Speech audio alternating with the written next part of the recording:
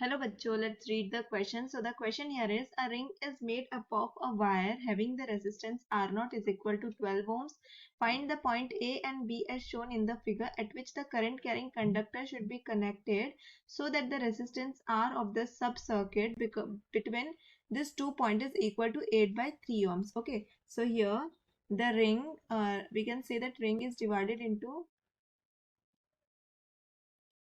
L2 and L1 and L2.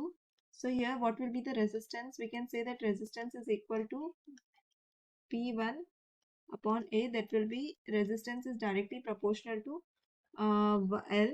So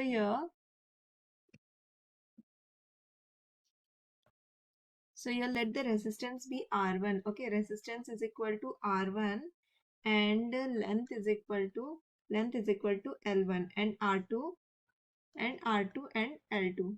Okay, so here what will be R1 plus R2 will be equal to 12 ohms और ये हमारा equation number 1 हो जाएगा।